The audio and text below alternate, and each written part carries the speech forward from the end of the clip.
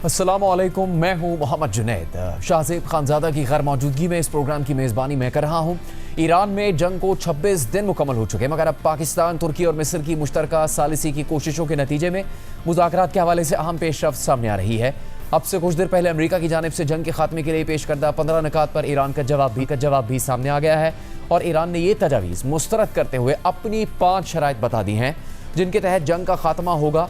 अहम बात यह है कि गुज़श्ता 2 दिनों से खबर सामने आ रही थी कि पाकिस्तान, मिस्र और तुर्की खत्ते में कशीदगी के खात्मे के लिए कोशिशें कर रहे हैं। अमेरिका और ईरान के दरमियान जंग के खात्मे के लिए बातचीत में किरदार अदा कर रहे हैं और ये इम्कान जाहिर किया जा रहा था कि इस हफ्ते इस्लामाबाद में आला अमरीकी और ईरानी हुकाम के दरमियान अहम बातचीत हो सकती है। जबकि आज इंटरनेशनल एटॉमिक एनर्जी एजेंसी के सरबराह राफेल ग्रोसी ने भी कहा कि उन्हें तवक्को है कि अमेरिका और ईरान इस हफ्ते के आखिर में इस्लामाबाद में मुज़ाकरात करेंगे और मुज़ाकरात मुमकिन तौर पर ज़्यादा वसी दायराकार के होंगे।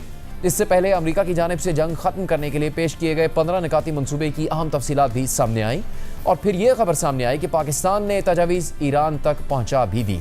फिर ये इम्कान जाहिर किया गया कि अगले 48 घंटों के अंदर अंदर इस हवाले से अहम ब्रेक थ्रू भी सामने आ सकता है। मगर इसके थोड़ी ही देर बाद ईरानी मीडिया ने खबर दी कि ईरान ने अमरीकी तजावीज़ को मुस्तरद कर दिया है और जंग के खात्मे के लिए ईरान की अपनी 5 शराइत भी सामने आ गई हैं। साथ ही ईरान की जानिब से अभी भी अमरीका की संजीदगी पर सवालात उठाए जा रहे हैं और ईरानी हुकाम को के माजी की तरह एक बार फिर ट्रंप इंतजामिया मुज़ाकरात के बहाने ईरान पर हमले की नई तैयारियां कर रही है।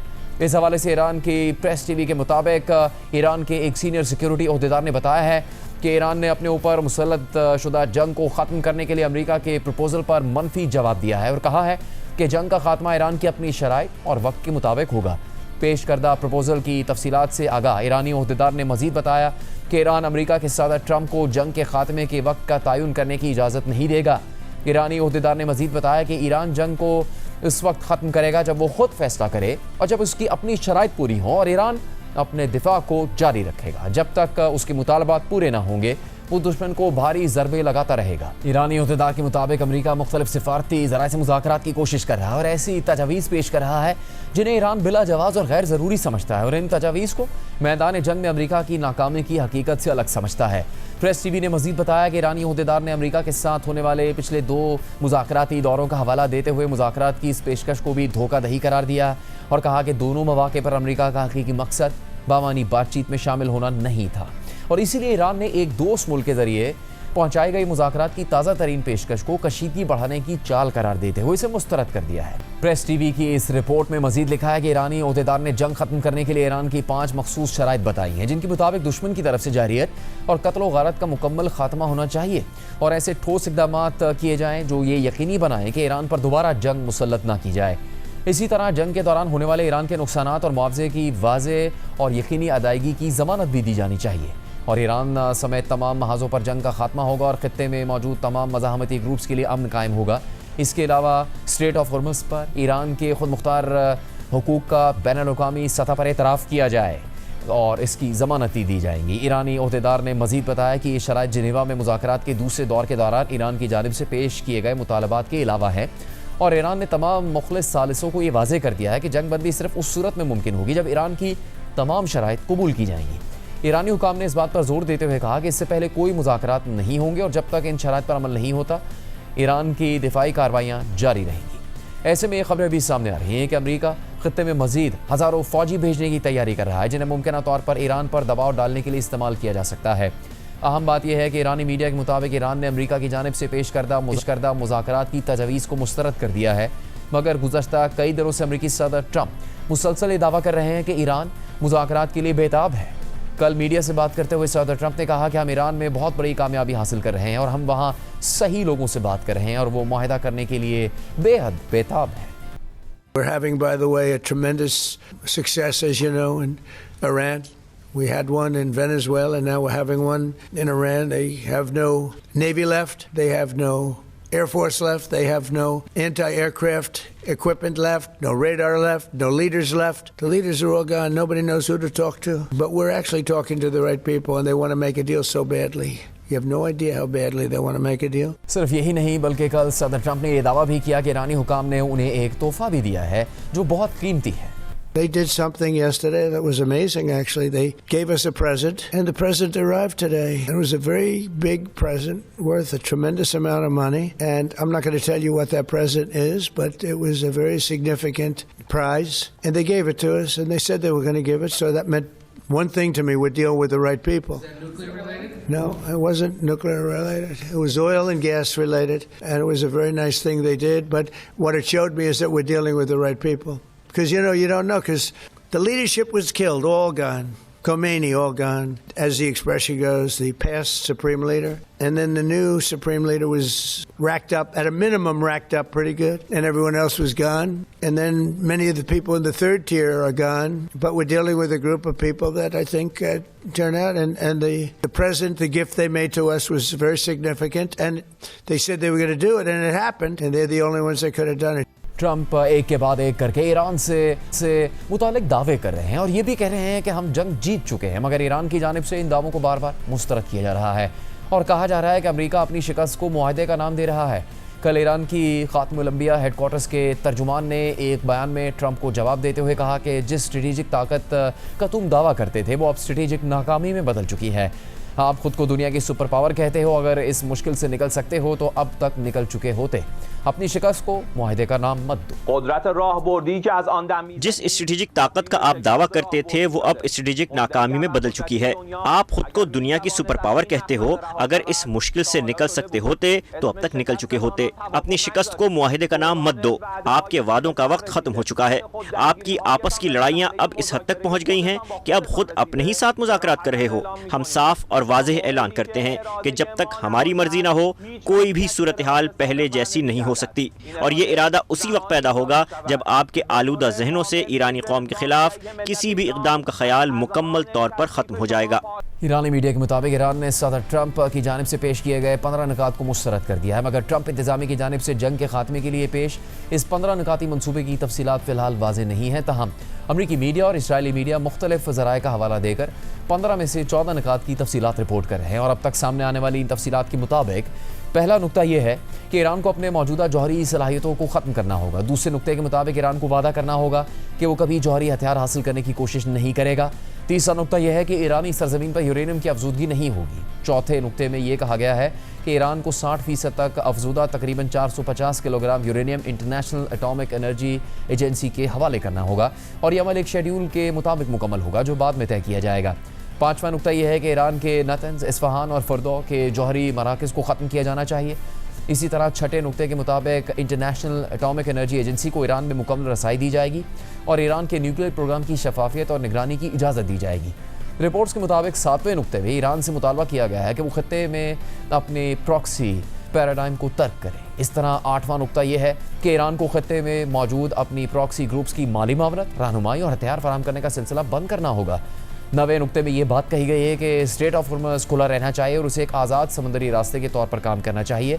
10वें नुक्ते में ईरान के मिसाइल प्रोग्राम पर बात की गई है और कहा गया है कि ईरान के मिसाइल प्रोग्राम की हद और मिकदार महदूद होनी चाहिए और इस हवाले से मखसूस हदूद बाद में तय की जाएंगी। इससे मुंसलिक 11वां नुक्ता यह है कि ईरान की जानिब से मुस्तकबिल में मिसाइल्स का इस्तेमाल सिर्फ अपने दिफा तक महदूद होगा।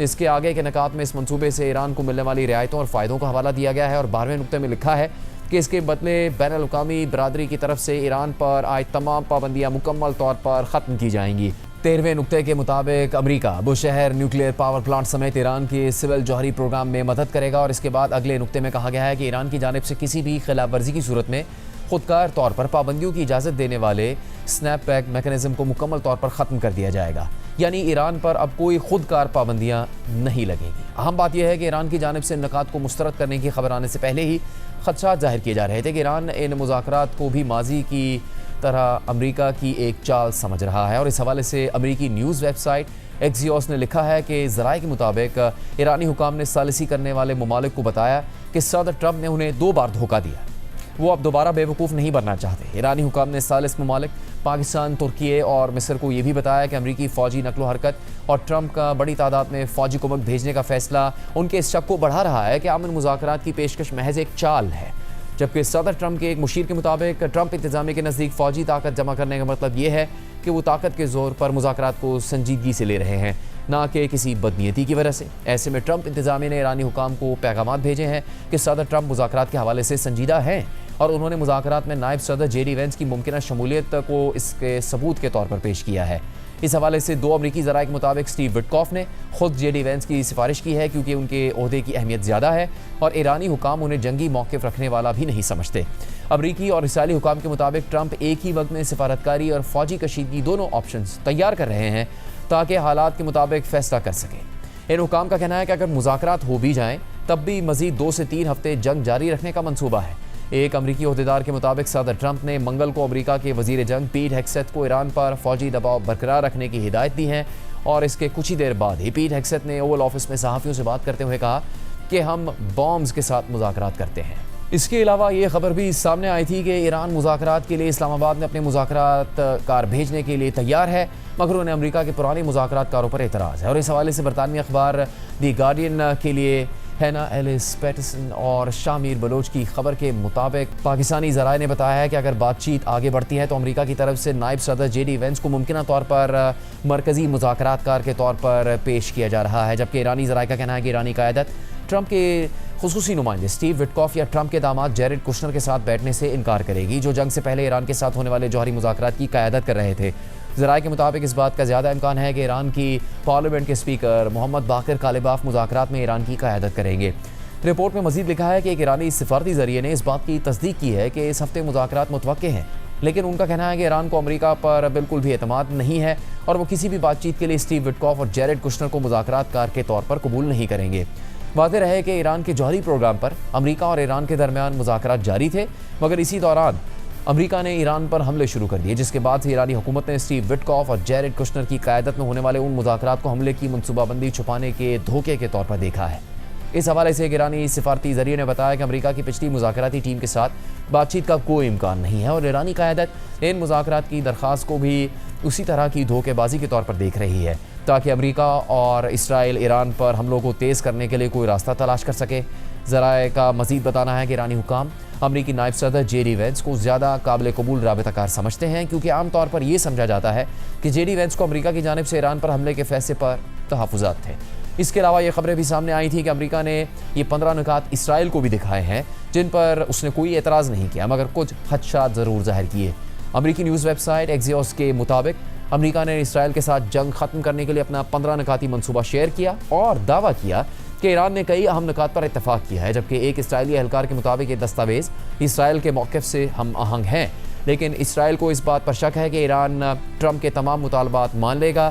2 اسرائیلی ذرائع کے مطابق اسرائیلی وزیر اعظم نیتن یاہو کو خدشہ ہے کہ ٹرمپ ایسا معاہدہ کر سکتے ہیں جو اسرائیل کے مقاصد سے کم ہو، جس میں بڑی رعایتیں شامل ہوں اور ایران کے خلاف حملے کرنے کی اسرائیل کی صلاحیت کو محدود کر دے۔ ایک تیسرے ذریعے نے کہا کہ اسرائیلی قیادت کو اس بات پر شک ہے کہ ایران نے واقعی وہ رعایتیں پیش کی ہیں جن کا امریکہ دعویٰ کر رہا ہے۔ 2 اسرائیلی حکام کے مطابق ثالثی کرنے والے ممالک میں سے ایک نے عارضی جنگ بندی کی تجویز دی ہے تاکہ تفصیلی مذاکرات ہو سکیں، لیکن ٹرمپ انتظامیہ فی الحال دباؤ برقرار رکھنے کے لیے جنگ کے دوران ہی مذاکرات کو ترجیح دے رہی ہے۔ ایسے میں امریکی اور اسرائیلی حکام مذاکرات ہوں یا نہ ہوں مزید 2 سے 3 ہفتے جنگ جاری رکھنے کی منصوبہ بندی کر رہے ہیں۔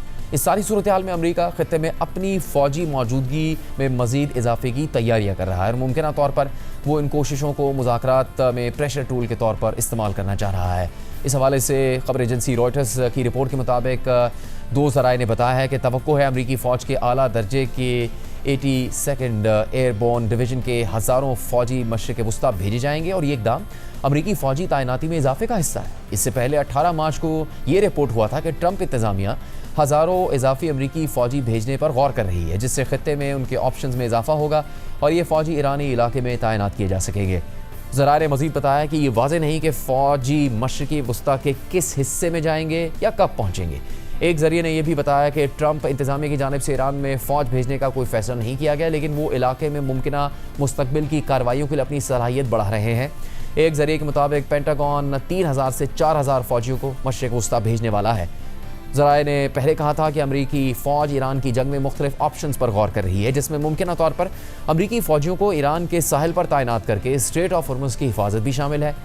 رائٹرز کے مطابق ٹرمپ انتظامیہ نے ایران کے خارگ جزیرے پر زمینی افواج بھیجنے کے آپشنز پر بھی بات کی، جو ایران کی تیل کے 90% برآمدات کا مرکز ہے۔ ایرانی پارلیمنٹ کے اسپیکر محمد باقر کالباف نے امریکہ کی فوجی سرگرمیوں پر رد عمل دیتے ہوئے ایکس پر لکھا ہے کہ ہم خطے میں امریکی اقدامات خاص طور پر فوجی تعیناتیوں پر قریب سے نظر رکھے ہوئے ہیں. جرنیلوں نے جو کچھ بگاڑا ہے اسے سپاہی درست نہیں کر سکتے بلکہ اسے درست کرنے کے بجائے وہ نیتن یاہو کی ڈیلوژنز کا شکار بن جائیں گے. محمد باقر کالباف نے مزید لکھا کہ اپنی سرزمین کے دفاع کے ہمارے عزم کو نہ آزما. اس ساری صورتحال میں بلومبرگ کی خبر کے مطابق ترکی خلیجی ممالک کو ایران کے خلاف امریکہ اور اسرائیل کی جنگ میں شامل ہونے سے روکنے کے لیے بھرپور سفارتی کوششیں کر رہا ہے اور ترکی نے خلیجی ممالک پر زور دیا ہے کہ وہ تحمل سے کام لیں. اس سلسلے میں ترکی نے اپنی سفارتکاری تیز کر دی ہے اور ترک وزیر خارجہ حاکان فیدان نے سعودی عرب، متحدہ عرب امارات اور قطر کا دورہ کرنے کے ساتھ ساتھ دیگر علاقائی ممالک سے رابطے بھی کیے ہیں. ترک صدر رجب طیب ایردوان نے منگل کی رات اپنے کابینہ اجلاس کے بعد کہا کہ ہم نہیں چاہتے کہ یہ جنگ خطے کے ممالک کے درمیان طویل لڑائی میں تبدیل ہو جائے. ایسے میں آج وزیر اعظم شہباز شریف کی بھی سعودی کراؤن پرنس محمد بن سلمان سے گفتگو ہوئی ہے. اس حوالے سے وزیر اعظم شہباز شریف نے ایکس پر پوسٹ کرتے ہوئے لکھا کہ میں نے اپنے عزیز بھائی سعودی کراؤن پرنس محمد بن سلمان سے بات کی ہے. اس دوران میں نے سعودی عرب پر ہونے والے حالیہ حملوں کی ایک بار پھر مذمت کی اور ان مشکل حالات میں سعودی عرب کے ساتھ پاکستان کی غیر متزلزل یکجہتی اور غیر مشروط حمایت کا اعادہ کیا. وزیر اعظم نے مزید لکھا کہ انہوں نے سعودی عرب کے تحمل کو سراہتے ہوئے کشیدگی کم کر دشمنی کے خاتمے اور امت کی صفوں میں اتحاد کی فوری ضرورت پر زور دیا ہے. اس دوران انہوں نے سعودی کراؤن پرنس کو علاقائی امن اور استحکام کے لیے پاکستان کی سفارتی کوششوں سے بھی آگاہ کیا. اس کے علاوہ وزیر اعظم شہباز شریف کی آج قطری امیر سے بھی گفتگو ہوئی ہے. ہم اسی تمام پیش رفت کے حوالے سے ہی بات کریں گے. اسامہ بن جاوید سینئر صحافی تجزیہ کار ہمارے ساتھ شامل ہو رہے ہیں مشرق وسطیٰ سے اور اسلام آباد میں جیو نیوز کے نمائندے داخلی سفارتی اور سیاسی معاملات پر رپورٹنگ کرنے والے اعزاز سید ہمارے ساتھ شامل ہو گئے ہیں. اسامہ بن جاوید، بہت ہی بڑی پیش رفت اس کو قرار دیا گیا جب سفارتی سطح پر کوششیں شروع ہوئی اور پاکستان کا اس میں نام سب سے اوپر آیا کہ کس طرح سے ایران اور امریکہ کے مذاکرات ممکن ہو سکتے ہیں. اس سے پہلے کیا باتیں اس سلسلے میں ہو رہی تھی مشرق وسطیٰ میں، اور اب جب ایک ابتدائی طور پر جواب آ چکا ہے ایران کا، آپ کی طرف سے بھی اس بارے میں خبر دی گئی کہ ایران کو تجاویز مل گئی تھی، پھر ان کی جانب سے مسترد بھی کر دی گئی، کیا اسی کو یہ ہم سمجھ سکتے ہیں کہ اب مذاکرات شروع ہو جائیں گے اس مرحلے سے آگے، یا بہت زیادہ امید نہیں لگائی جا سکتی اب اس آج کے جواب کے بعد؟ میرا خیال ہے کہ بہت زیادہ امیدیں لگانا ایک حقیقت پہ مبنی صورتحال نہیں ہوگی، چونکہ اس وقت دیکھیے کہ آپ وہی تمام مذاکرات کی بنیادی شرط وہی تمام باتیں ہیں جو ایران اور امریکہ کے درمیان پہلے رہی ہیں. امریکہ کا یہ کہنا ہے کہ ایران اپنی جوہری صلاحیت ختم کر دے، اپنے ویپنز پروگرام کو ختم کر دے، اپنے خطے میں تمام جو اثر و رسوخ ہے اس کو ختم کر دے. امریکہ کے لیے جو ہے وہ ہرمز کا آبنائے ہرمز کھول دے اور خطے پہ حملے کرنے بند کر دے. تو یہ تمام چیزوں کے لیے سب سے بنیادی شرط یہ ہوگی، جو کہ ایران کا کہنا ہے، کہ سب سے پہلے آپ ایران پہ حملے بند کر دیجئے، ایران کی قیادت کو نشانہ بنانا بند کر دیجئے، اس بات کو یقینی بنائیے کہ آپ آئندہ نہ آپ یا اسرائیل ایران کے اوپر حملہ نہیں کرے گا. تو اگر آپ یہ دیکھیے تو دونوں طرف آپ کو میکسیملسٹ پوزیشنز نظر آتی ہیں، کہ ایک طرف امریکہ کا ایک یہ بیانیہ ہے کہ جس میں ایران اپنے تمام ہتھیار ڈال دے، دوسری طرف ایران کی شرطیں ہیں کہ امریکہ اس خطے پر سے ہاتھ اٹھا لے. تو دونوں کے درمیان کافی فاصلہ باقی ہے. لیکن یہاں پہ ایک بات بہت اہم ہے، اس پورے خطے میں مصر بھی ہے، ترکی بھی ہے، عمان بھی ہے، یہ تمام ممالک جنہوں نے بڑا کلیدی کردار ادا کیا ہے ماضی میں، لیکن کسی کے پاس وہ پوزیشن نہیں ہے جو آج پاکستان کے پاس ہے. پاکستان کے پاس وہ پوزیشن ہے کہ اس کو سعودی اور خلیجی ریاستوں کی تائید بھی حاصل ہے. پاکستان کے پاس جو ہے وہ رسائی ایران تک بھی ہے، اور پاکستان کی عسکری و سیاسی قیادت کو اس وقت ایک بڑا اچھا مقام واشنگٹن میں ملا ہوا ہے. تو اس وجہ سے پاکستان وہ کلیدی کردار ادا کر سکتا ہے جو کوئی اور ملک نہیں کر سکتا. اور پاکستان کے لیے یہ بہت ضروری اس لیے ہے کیونکہ آپ نے دیکھا کہ اس سے پہلے بہت ساری چہمگوئیاں یہ سننے میں آ رہی تھی کہ پاکستان سے کہا جائے گا کہ جی ایسا کر لیجئے، ویسا کر لیجئے. بہت سینئر ذرائع سے جب ہماری بات ہوئی تو ان کا کہنا یہ تھا کہ پاکستان نے اپنی سرخ لکیریں امریکہ پر بھی اور ایران پر بھی واضح کر دی ہیں کہ وہ کسی بھی قسم کی جنگ کا حصہ نہیں بن سکتا، لیکن وہ اپنی بھرپور کوشش کرے گا کہ کسی طریقے سے جنگ کو روکا جا سکے، اس کے پیمانے کو محدود کیا جا سکے اور دونوں سائڈز کو دوبارہ ٹیبل پہ لایا جائے، تاکہ وہ ایک دوسرے سے مذاکرات کے ذریعے، جو آخر میں ہونا یہی ہے کہ مذاکرات سے بات کریں گے، وہ بجائے اس کے کہ مزید جانی اور مالی نقصان ہو، وہ اب شروع کر دیں. एजाज, पिछले एक बरस में पाकिस्तान ने गैर मामूली सिफारती कामयाबी हासिल की है, पूरी दुनिया में उसकी पजीराई हुई है। पिछले बरस जो भारत के साथ तनाज़ा था उसके अंदर पाकिस्तान ने बेहतरीन सिफारतकारी से, बेहतरीन कारकर्दगी से पूरी दुनिया में पजीराई हासिल की। अब ज़रा जनूबी एशिया से निकल कर बाहर मशरिक़ वस्ता का मामला है और इसमें कई ममालिक से पाकिस्तान के बहुत ही गहरे ताल्लुकात, इसमें कोई शक नहीं है। तो इस वक्त इस सिफारतकारी जिसकी पूरी दुनिया में तारीफ़ हो रही है और पाकिस्तान का नाम लिया जा रहा है, इससे मुतालिक पेशरफ्त भी हुई, अब जवाब भी आ चुका है, क्या ये हम अंदाज़ा लगा सकते हैं कि वो सिफारतकारी जिसका आगाज़ किया गया और उसमें पाकिस्तान ने कलीदी किरदार अदा किया, वो इस वक्त किस मरहले पर है? किस तरह से हम ये अंदाज़ा लगा सकते हैं कि हकीकत में ये मुज़ाकरात होते नज़र आएंगे इस्लामाबाद या फिर तुर्की के शहर अंकारा या किसी और मकाम पर? जुनैद, इसमें तो कुछ शक नहीं है कि पाकिस्तान की तरफ से सफारतकारी की जो जौहर है वो दिखाए जा रहे हैं और पूरी कोशिश की जा रही है कि दोनों जो फ्रीकैन हैं उनको एक मेज पर लाया जाए। और इसमें बज़ाहिर लग तो ये रहा है कि दो फ्रीकैन हैं, लेकिन हर फ्रीक के पीछे भी एक फ्रीक है। यानी कि अमेरिका को अगर आपने टेबल पे लाना है तो इसका मतलब यह है कि अमेरिका इस हवाले से इजराइल को भी एतमाद में लेगा, और ईरान को आप अगर टेबल पे ला रहे हैं तो आपने सऊदी अरेबिया के साथ भी एक पूरा कॉन्फिडेंस बनाकर रखना है। इस वक्त पाकिस्तान के जो डिप्टी प्राइम मिनिस्टर हैं, नायब वजीर आजम हैं और वजीर खारजा हैं साक डार, वो इस खित्ते के मुतअद्दिद जो वज़राए खारजा हैं, इस कॉन्फ्लिक्ट में शरीक मुख्तलिफ ममालिक के वज़राए खारजा हैं, उनसे व्हाट्सएप कॉल्स के ऊपर मुसलसल राब्ते में हैं। पाकिस्तान के जो प्राइम मिनिस्टर हैं शहबाज शरीफ, वो मुख्तलिफ जो सरबराहान ममलकत से बात कर रहे हैं, और पाकिस्तान के जो फील्ड मार्शल हैं आसिम मुनीर, वो भी इस जो 3 रुकनी टीम का एक कलीदी किरदार है जो कि पसे पर्दा रहकर अपना किरदार अदा कर रहे हैं, और ज़ाहिर है नेशनल सिक्योरिटी एडवाइजर वो भी उनकी मामलत कर रहे हैं। पूरी कोशिश पाकिस्तान की ये है कि ये जो कॉन्फ्लिक्ट है इससे ज्यादा एस्केलेट ना करे, बल्कि अब तो चीजें बड़ी खुलकर सामने भी आई हैं कि पाकिस्तान ने ये भी कोशिश की इस कॉन्फ्लिक्ट के शुरू होने से पहले ही कि कॉन्फ्लिक्ट शुरू ही ना हो, और फिर पाकिस्तान की बात को माना गया। और आपने देखा कि अमेरिका की तरफ से green signal publicly, not less than the president of United states of America, वो आया कि वो मुज़ाकरात के लिए तैयार है। और ईरान भी पाकिस्तान के ऊपर ट्रस्ट करता है, और जाहिर है इस्लामाबाद एक बाहमी इत्तेफाक की जगह हो सकती है। इसमें एक आध फ्रीक जो है वो सिक्योरिटी की वजूहात बयान करने की कोशिश कर सकता है, जिस तरह के बाज़ अमरीकी करना चाह रहे हैं, लेकिन पाकिस्तान इस बात को इंश्योर कर रहा है कि यहाँ पर मुज़ाकरात हो तो हम हर तरह की सिक्योरिटी दें और हर तरह की ऐसा एनवायरनमेंट दें कि जो दोनों फ्रीक हैं वो आपस में बैठ के चीजों को तय कर लें। लेकिन स्पॉयलर्स भी हैं जो चाहते हैं कि ये मुज़ाकरात ना हो और हालात और ज्यादा खराब हो। साहब, जिस तरह से इब्तदाई खबरें आई उसमें पाकिस्तान के वज़ीर ख़ारजा इसाक डार, तुर्की के वज़ीर ख़ारजा हाकन फ़िदान, मिस्र के बदर अब्दुल आती और इससे पहले ओमान के वज़ीर ख़ारजा बदर बिन हमाद बहुत अहम किरदार अदा करते रहे थे। कतर, सऊदी अरब, मुत्तहिदा अरब अमारात का मौक़िफ़ सामने आता रहा है। कतर और सऊदी अरब ये कह चुका है कि वो इस जंग का हिस्सा नहीं बनना चाहते, वो इस तनाज़े का हिस्सा नहीं बनना चाहते। इस वक्त जो सिफारती कोशिशें हो रही हैं उस पर कोई कतरी हुकाम की जानिब से, सऊदी हुकाम की जानिब से भी मौक़िफ़ सामने आ रहा है, और क्या उनका भी कोई पस पर्दा किरदार हो सकता है, ख़ासतौर पर अब ईरान की जानिब से ये इब्तदाई तजावीज़ मुस्तरद किए जाने के बाद और उनके जो अहम तरीन 5 निकात सामने आने के बाद? मेरा ख्याल है जुनैद, इसको कहना कबल वक्त होगा कि ईरान ने यकसर मुस्तरद कर दिया है। ईरान ने अपनी शराइत सामने रखी हैं, और इस वक्त पाकिस्तान का किरदार यह है कि पाकिस्तान वो कम्युनिकेशन चैनल है इन दोनों के दरमियान, जो इनकी बात उन तक और उनकी बात उन तक पहुंचा रहा है, क्योंकि एक एतमाद का बड़ा शदीद फुकतान है। आपको याद रहे कि ईरान पिछली 2 मरतबा जब मुज़ाकरात की टेबल पर गया है तो वहाँ पर उसके न सिर्फ लोगों को शहीद कर दिया गया बल्कि उसके ऊपर जंग कर दी गई अमरीका और इसराइल की तरफ। तो यकीनन पस पर्दा बहुत सारे ममालिक के किरदार हैं। यहाँ पे मशरिक़ वस्ता के मुल्कों का ये कहना है कि उनका इस वक्त इस बातचीत से कोई बराह रास्त ताल्लुक़ नहीं है।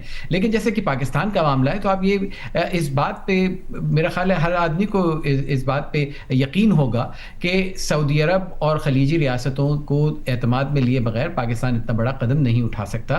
पाकिस्तान के पास न सिर्फ उनकी हिमायत और तायीद मौजूद है, बल्कि ईरान की तरफ से भी पाकिस्तान को हिमायत, इसकी बात की तायीद تردید اور امریکہ کی طرف سے اس بات پہ بھروسہ دیا گیا ہے کہ پاکستان ان باتوں کو آگے پہنچا سکتا ہے. یہاں پہ جو سب سے کلیدی کردار ہے وہ جس کا نام کوئی نہیں لے رہا وہ ہے اسرائیل.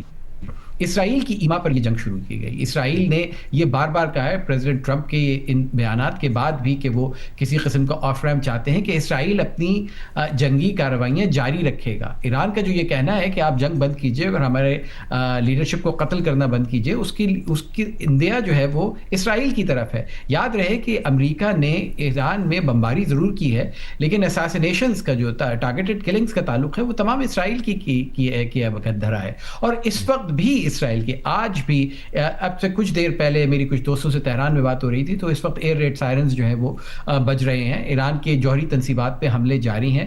یہ امریکہ کی طرف سے ایک طرف تو آلو برانچ دی جا رہی ہے کہ جی آپ آئیے اور ٹیبل پہ بیٹھیے, دوسری طرف حقیقت یہ ہے کہ امریکہ کے اس خطے میں 50,000 کے قریب فوجی موجود ہیں, 5,000 کے لگ بھگ مزید آ رہے ہیں. امریکہ نے اپنی جنگی ساز و سامان کی سب سے بڑی کھیپ تاریخ میں آج تک پہنچا دی گئی ہے. امریکہ نے اس وقت جو کانگریس سے مالی مدد مانگی ہے وہ $200 ارب کی ہے. تو یقیناً مذاکرات ایک بہت اچھی پیش رفت ہے اور پاکستان کا اس میں موجود ہونا بہت خوش آئند ہے, لیکن حقیقت یہ ہے کہ جب تک مذاکرات جنگی سائے میں مذاکرات کی چھتری دی جاتی رہے گی اس کی طرف سے کوئی دوررس نتائج مرتب نہیں ہو سکتے. اور یہی وجہ ہے کہ ہمیں انتظار کرنا ہوگا کہ واقعی یہ دونوں طرف سے اگر واقعی سنجیدگی ہے تو اس کے لیے کسی طریقے سے آپ کو جنگ بندی کی طرف جانا پڑے گا. اگر جنگ بندی نہیں ہوتی, اگر بم گرتے رہتے ہیں, اگر ایرانی رہنما قتل کیے جاتے رہتے ہیں, تو آپ مجھے بتائیے کہ تہران سے کون راضی ہوگا کہ وہ پاکستان یا انقرہ جائے. اس بات کی کوئی گارنٹی نہیں ہو کہ انہیں قتل نہ کر دیا جائے, اور یہ بات کی کون گارنٹی دے گا کہ امریکہ اور اسرائیل آئندہ حملہ نہیں کریں گے, جو کہ ایران کی بنیادی اور کلیدی شرط ہے. اب اعزاز, جس طرح سفارتی کچھ آداب ہوتے ہیں اور کچھ اس کی ضروریات ہوتی ہیں, اس میں تو نظر آ رہا ہے کہ بہت زیادہ بات نہیں کی جا رہی ہے براہ راست. اندرونی طور پر خبریں سامنے آ رہی ہیں, آپ جیسے دیگر کئی صحافی اکثر اندرونی خبر باہر نکال لاتے ہیں جس سے یہ پھر معلومات پتہ لگتی ہے کہ کیا پس پردہ کوششیں کی جا رہی ہیں. پارلیمنٹ کے فلور پہ تو اسحاق ڈار کہہ چکے ہیں کہ ان کا کس طرح سے براہ راست ایران کے وزیر خارجہ سے بھی میسیجنگ سروس پہ رابطہ رہتا ہے, فوری وہ بات کرتے ہیں, پیغام رسانی کرتے ہیں. اس وقت خاص طور پہ جو اہم باتیں اسامہ بن جاوید نے کہی ہیں وہ پاکستان کے لیے پھر چیلنج ہو سکتی ہیں کہ ایک طرف تو اتنی بڑی سطح پر سفارتی کوششیں ہو رہی ہیں, لیکن اس میں ایک فریق جس کی طرف سے اس حملے میں پہل کی گئی تھی امریکہ کے ساتھ, اسرائیل, اس کی طرف سے کسی بھی قسم کی کوئی روک تھام نہیں ہے ایران کے خلاف جارحیت میں. دیکھیے, اسرائیل نے جو بھی کام کیا ہے اسے امریکہ کی پوری بیکنگ تھی. اور آپ دیکھ لیجئے اسرائیل کے جو پرائم منسٹر ہیں نیتن یاہو, جب امریکن پریزیڈنٹ نے اناؤنس کیا کہ وہ مذاکرات کرنے کے لیے تیار ہیں تو ان کی پوری کوشش رہی کہ یہ مذاکرات نہ ہوں, اور انہوں نے بتایا کہ جی ہم فردر اٹیکس بھی کر رہے ہیں, آلدو کہ امریکن پریزیڈنٹ نے انہیں منع کیا کہ جو انرجی کے بیسز ہیں, مرکز ہیں, ان کے اوپر اٹیک نہ کیے جائیں, اور پھر وہ رکے بھی. تو جو اسرائیل ہے اور اس کے جو پرائم منسٹر ہیں وہ اپنی جو سپورٹ ہے وہ الٹیمیٹلی امریکہ سے ہی لیتے ہیں, اور انہی کی بیکنگ کی وجہ سے یہ اٹیک ہوا ہے. اور اگر امریکہ اس حوالے سے ایک بولڈ سٹینس لیتا ہے تو اسرائیل کے جو پرائم منسٹر ہیں ان کو ان کی بات, جو پریزیڈنٹ امریکہ کے ہیں, ان کی بات ماننی پڑے گی, کیونکہ اسرائیل کے اندر بھی خود نیتن یاہو کے جو پولیٹیکل مخالفین ہیں وہ اس سارے معاملے کو بڑا اٹھا رہے ہیں اور بہت سارے کڑے سوالات ان سے بھی کیے جا رہے ہیں. تو صاحب, جو آج کی پیش رفت ہے اس کے بعد یہ ممکن ہے کہ اسی طرح جسے آپ نے خود بھی کہا کہ اس کو یہ نہیں کہا جا سکتا ان کی طرف سے مسترد کر دی گئی, انہوں نے اپنے نکات پیش کیے, اپنے مطالبے پیش کیے, اور ایران کا موقف رہا ہے کہ یہ مطالبے اس کے پہلے سے ہی موجود ہیں. پچھلے برس بھی وہ ان میں سے کچھ چیزوں کو سامنے رکھ چکے ہیں, لیکن کچھ چیزیں ایسی ہیں جن کا اس میں ذکر بھی نہیں ہے. اس کا مطلب یہ ہے کہ ایران یہ سمجھتا ہے کہ ان پر مذاکرات ہو ہی نہیں سکتے, وہ کچھ چیزیں نان نیگوشیبل ہیں ان کے لیے, جس طرح میزائل پروگرام ہے یا دیگر ایٹمی صلاحیت سے متعلق معاملات ہیں. میرے خیال ہے ایٹمی صلاحیت سے متعلق تو ایران بات چیت کرنے کو بھی تیار ہے, اور ایران نے اس بات پہ بار بار آمادگی بھی ظاہر کی ہے. میں جنیوا میں موجود تھا جس وقت ایران نے تقریباً اس بات پہ آمادگی ظاہر کر دی تھی کہ ایران اپنی جوہری پروگرام کو بند کرنے کے لیے تیار ہے, صرف اپنا ایک سول جوہری پروگرام جس کے تحت اپنے لوگوں کی چاہے وہ بجلی کی پیداوار ہو, چاہے میڈیکل سائنسز ہوں, اس میں وہ جاری رکھے گا. اور ابھی بھی اس معاہدے کے 15 نکات میں بھی اس کی وہ شک موجود ہے کہ ایران کو سول نیوکلیئر معاملات پر انٹرنیشنل اٹامک انرجی ایجنسی کی امبریلا کے نیچے اس کو اجازت ہوگی. لیکن بات اصل میں یہ ہے کہ اعتماد کا بڑا شدید فقدان ہے. اگر آپ تہران ہیں تو آپ امریکہ پہ کیسے اعتماد کر سکتے ہیں کہ جبکہ آپ نے مذاکرات پہ آتے ہی 2 مرتبہ نہ صرف ان پہ حملہ کیا بلکہ اس دفعہ آپ نے ایران کے سپریم لیڈر کو قتل کر دیا, آپ نے ان کی عسکری قیادت کو قتل کر دیا, آپ نے ان کی سیاسی قیادت پہ حملے کیے, اور آپ یہ کہتے ہیں کہ آپ رجیم چینج چاہتے ہیں. تو ایران کے لیے اس پر اعتبار کر لینا کہ امریکہ مذاکرات چاہتا ہے بہت مشکل ہوگا. امریکہ کے لیے بھی جب ایران نے بار بار امریکہ کا موقف یہ ہے اور بہت سے چند خلیجی ممالک کا بھی موقف یہ ہے کہ ایران نے نہ صرف اس خطے میں اپنے اثر و رسوخ کو بڑھایا بلکہ ایران نے اپنی جو جوہری صلاحیت ہیں ان کو تیز کرنے کی بھی کوشش کی. اور اس بات کا ثبوت وہ یہ دیتے ہیں کہ ایران نے جو جوہری افسودگی ہے جس کو 5% سے 20% کے درمیان رکھنا تھا اس پہ کئی حد تک آگے بڑھ چکا تھا. تو مجھے یہ لگتا ہے کہ اس وقت جو آپ دونوں طرف سے باتیں سن رہے ہیں, مذاکرات پہ آنے کے لیے آپ کو اپنے معاملات کو بہت اونچا لے جانا پڑتا ہے. آپ کو یہ کہنا پڑتا ہے کہ آپ ایک امپاسبل جگہ پہ کھڑے ہیں تاکہ جب آپ اس سے نیچے آئیں تو لوگ کہیں کہ جی آپ نے یقیناً کسی لچک کا ثبوت دیا ہے. تو ایک چیز جو ہم سب کو بالخصوص جو لوگ میڈیا کا حصہ ہیں اور ہماری جو لوگ جو ہمیں سنتے اور دیکھتے ہیں انہیں اس بات کا دھیان رکھنا چاہیے کہ بہت ساری باتیں جب اس قدر حساس نوعیت کی ہوتی ہیں تو ہم تک اس وقت تک نہیں پہنچتی جب تک وہ کسی نتیجے پہ نہ پہنچ جائے. اس وقت ایران کو اس بات پہ بھی ایران کو برا لگ رہا ہے کہ اگر آپ کو واقعی یہ مذاکرات کرنے تھے تو پھر اس پہ شور مچانے کی کیا ضرورت ہے. آپ خاموشی سے کیوں نہیں کر سکتے, رازداری سے کیوں نہیں کر سکتے. پاکستان کے وزارت خارجہ کا بھی یہ موقف ہے کہ جب معاملات اتنی حساسیت کی شکل اختیار کر چکے ہوں تو ان کو خاموشی سے طے کرنا چاہیے. تو مجھے لگتا ہے یہ کہ اگلے 48 سے 72 گھنٹے بہت اہم ہو سکتے ہیں.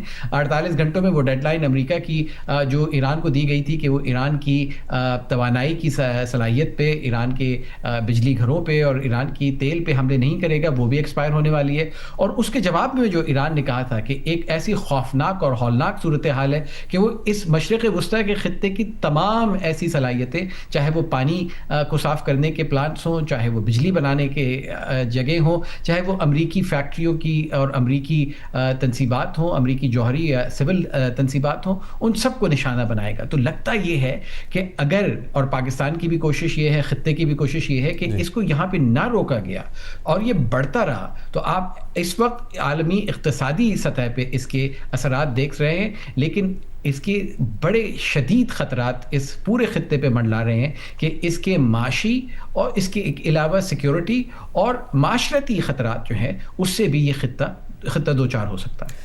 اعزاز, اسلام آباد میں اب سب دنیا کی نظریں اسلام آباد پر ہیں. اگر مذاکرات کسی اور مقام پر بھی ہوتے, اگر ترکی میں بھی کہیں ہوتے, تو پھر بھی اسلام آباد کے کردار سے انکار نہیں کیا جا سکتا. وہ غیر معمولی کردار ہے. کیا کوئی غیر معمولی پیش رفت بھی ہوتی رہی ہے پچھلے 1 یا 2 روز میں اسلام آباد میں, وفاقی دارالحکومت میں؟ جی جنید, وفاقی دارالحکومت اسلام آباد میں اور جڑواں شہر راولپنڈی میں بڑی ایکٹیویٹی ہے. وزارت خارجہ میں بہت ساری میٹنگز ہو رہی ہیں اور کچھ میٹنگ جوائنٹ لیول کے اوپر بھی ہو رہی ہیں, جس میں تمام جو باقی وزارت خارجہ یا پاکستان کی خارجہ پالیسی میں ان پٹ دینے والے جو باقی ادارے ہیں وہ بھی بڑے متحرک ہیں.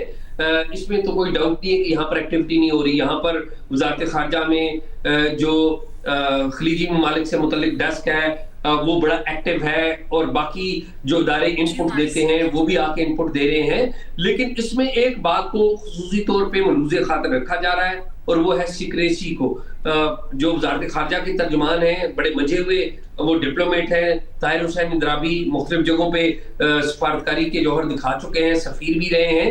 وہ انہوں نے ریکویسٹ کی ہے, پرسنلی ریکویسٹ کی ہے کہ دیکھیے یہ ایک بڑا سینسٹیو میٹر ہے اور ہم اس کی ڈیٹیلز باہر نہیں لے جانا چاہتے, کیونکہ اس کے پس منظر میں بات یہ ہے کہ پاکستان اس بات کو یقینی بنائے کہ یہ تمام جو فریقین ہیں وہ ٹیبل پر آ جائیں, کیونکہ جو ہی کوئی معلومات باہر نکلے گی اس معلومات کے نکلنے سے جو امن کا عمل ہے وہ پاکستان کے جو پاکستانی وزارت خارجہ کے حکام سمجھتے ہیں کہ وہ متاثر ہو سکتا ہے. اور جس طرح سے اسلام آباد کے اندر یہ مذاکرات ہونے تھے اور یہ خبر نکالی گئی تو اس خبر کے نکلنے کو بھی ایک کانسپریسی سے تعبیر کیا جا رہا ہے.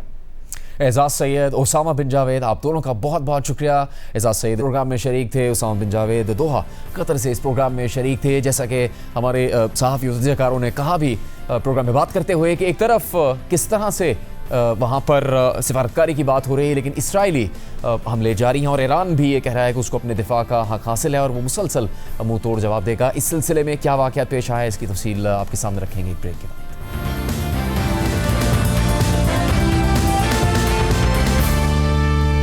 بریک کے بعد پروگرام میں ایک بار پھر خوش آمدید. 28 فروری کو ایران پر حملہ کرتے ہوئے امریکہ اور اسرائیل نے اندازہ لگایا تھا کہ نہ جنگ زیادہ طویل ہوگی، نہ خطہ اس کی لپیٹ میں آئے گا اور نہ ہی دنیا میں کوئی بڑا معاشی یا توانائی کا بحران آئے گا.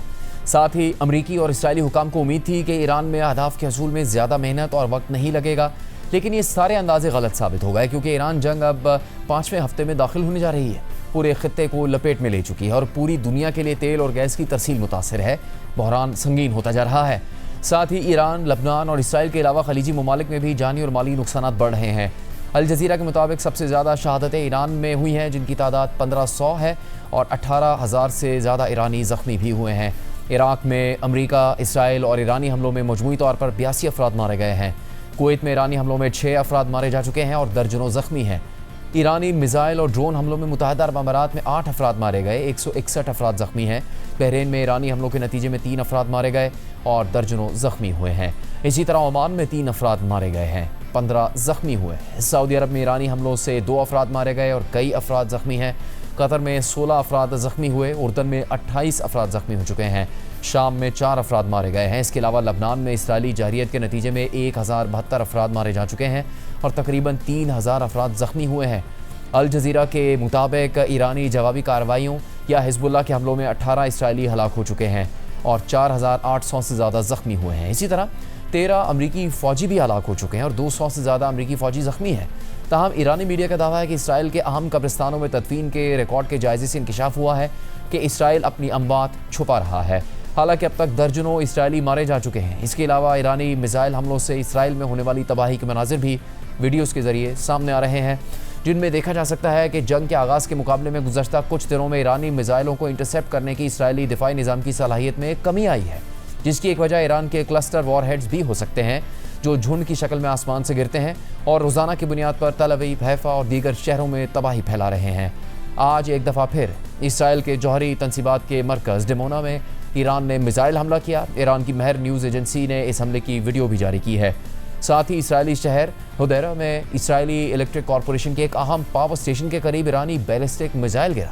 تاہم کمپنی کے مطابق اس حملے میں انفراسٹرکچر کو کوئی نقصان نہیں پہنچا، جبکہ الجزیرہ کے مطابق آج ایک موقع پر صرف 40 منٹ کے دورانیے میں ایران نے اسرائیل پر 4 میزائل حملے کیے اور تل ابیب میں مختلف مقامات پر دھماکے سنے گئے. خود اسرائیلی وزارت صحت کے بیان کے مطابق گزشتہ 24 گھنٹوں کے دوران ایرانی حملوں میں 200 سے زیادہ افراد زخمی ہو گئے.